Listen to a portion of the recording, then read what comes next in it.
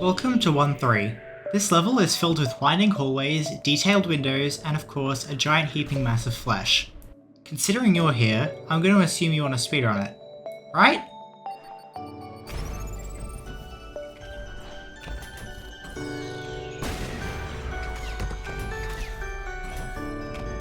As soon as we enter the level, as usual, we'll find ourselves in the starting room.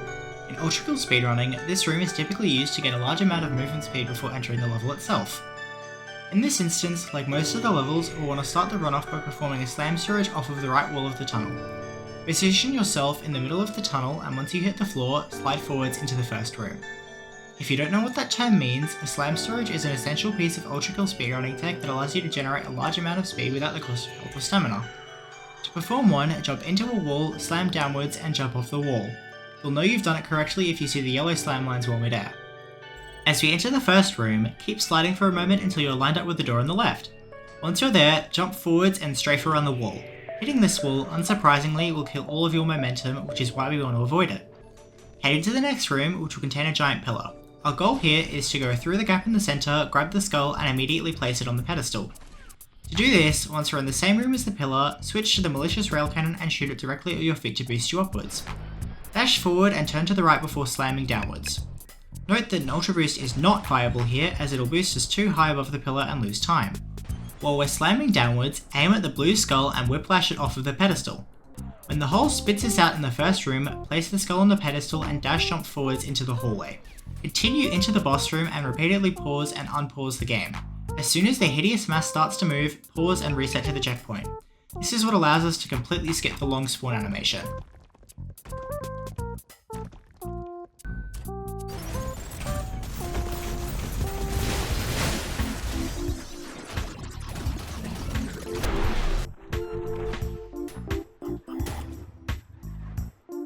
Once we've reset to the checkpoint, the next thing we want to do is to kill the Hideous Mass and exit the level. While the soap might kill it instantly, it's actually faster to perform a boss kill. The first boss kill is slightly easier, more consistent, but it's also slightly slower. This kill is ideal if you're running a multi-level category like Limbo Any Percent or Full Game Any Percent. It can also be used if you're just running the IL. Perform the DSJ, short for Dash Slide Jump, into the boss room. While doing this, switch to the blue saw blade launcher and shoot saws at the back wall. When you're above the Hideous Mass, shoot a magnet behind its arms to create what's known as a saw trap. Switch to the green saw blade launcher and shoot the oversaw into the magnet. From here, switch back to the blue saw blade launcher and continue to shoot saws into the saw trap until the him finishes its spawn animation. Once it does, we'll want to switch to the jumpstart nail gun and attach a cable using the alternate fire. Using the marksman revolver, throw a coin through the Hideous Mass. Swap to the electric rail cannon, shoot the coin through the him, and immediately switch back to the marksman. Throw a second coin as soon as you can to perform a technique known as coin adding. To deal the final bit of damage, take out the SRS cannon, shoot a cannonball into the mass, and parry the cannonball back into it. However, if that kill either isn't fast or complex enough for you, this next one should be. I'd only recommend this one for ILs as it can be annoying to perform consistently. Something to note is that this kill is easier if you have E-rail in the first variation slot. Like the first kill, start off by performing a DSJ into the boss room while shooting saws from the blue saw blade launcher. Shoot a magnet over the Hideous Mass's arms and ensure you don't travel far into the room. Switch to the green saw blade launcher and shoot the oversaw into the saw trap. Look down and jump upwards. While you're midair, switch to the marksman revolver and throw a coin. Port back to the blue saw blade launcher and continue shooting saws. While you do this, punch the coin, slam downwards and jump again. Punch it again, slam downwards again, and jump again. We'll want to punch the coin a third time, and by this point, the him will have finished its spawning animation, meaning that the coin punch will automatically target it. Like the first two coin punches, slam downwards, but don't jump again. Switch to the jumpstart nail gun and attach a cable using the alternate fire.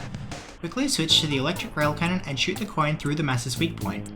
Swap back to the marksman revolver like before and throw another coin to coin add. This should hopefully do enough damage to kill, but in case it doesn't, take out the SRS cannon, shoot a cannonball, and parry the cannonball back into it.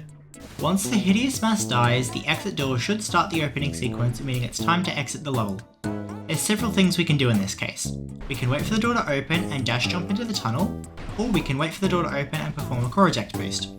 For the fastest exit, wait in front of the exit door, and once the him finishes its long death animation, perform a slam storage off of it. Shoot oil from the fire starter at your feet, and once you hit the ground, slide into the exit.